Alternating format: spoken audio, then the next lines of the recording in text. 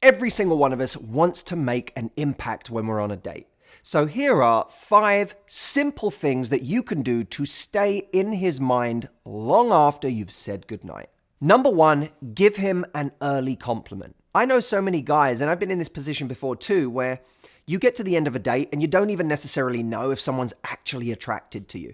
And that's because you go on a date and 2 people are playing this poker game where neither one of them wants to reveal their hand. We want to break that nonsense. It's not like you have to start over-investing on a date, but we should show someone that we're attracted. So early on in the date, tell him you like his shirt or something you were attracted to in his profile picture when you saw him on the app. Give him something that shows that you are attracted, because that way it opens up the date to more possibilities. It makes everyone feel more comfortable. It makes it more likely he'll show his interest in you. And at the end of the date, he will not be questioning whether there's a spark. Number 2, be friendly to the people around you.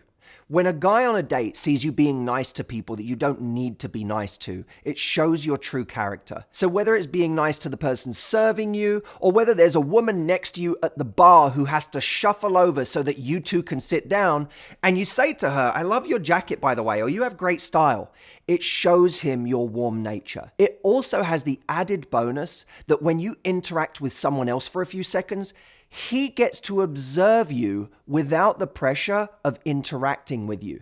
And it's in the moment where we get to observe someone that we start to really build attraction, because we're not in our heads thinking of things to say. We just get to fully take them in. Number 3, don't be afraid of the date interlude. Now look, it's nice when a guy has a plan for a date and you don't necessarily want to disrupt the plans that he's got, but if you happen to be doing something where nearby is something you want to do, don't be afraid to say it. It can be playful, it can be fun, it can actually show confidence for you to state something that you're interested in doing. It could be a walk in the daytime where all of a sudden you realize that you're really near to a coffee shop you love and you say, "Okay, wait, we have to get coffee here. This place does amazing coffee." The great thing for him is that this is a pressure valve. Not only does he realize he's not solely responsible for creating a great time together, it also removes some of the guesswork of figuring out what you'd like to do. Number 4, order the chocolate cake.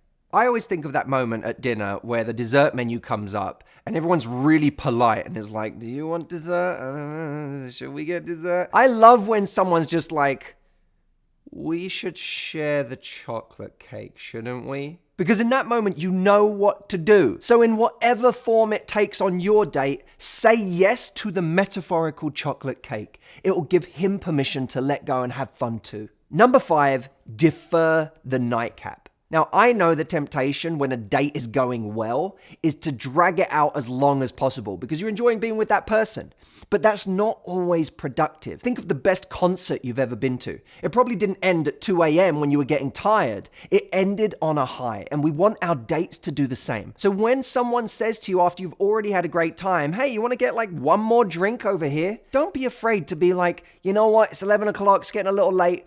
I'm going to get to bed, but we should do something tomorrow or sometime this week." What I like about deferring the nightcap is it almost gives you a license to see the person sooner. I'd rather cut this date a little short on a first date and see them tomorrow than have a really long protracted date now and not see someone or feel like I'm not entitled to ask them to see them for 5 more days. So there it is, 5 things you can do to be memorable on a first date.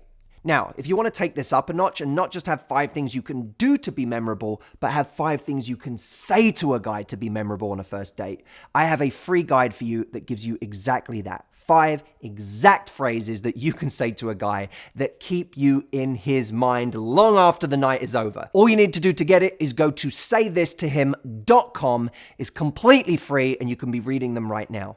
I will see you there.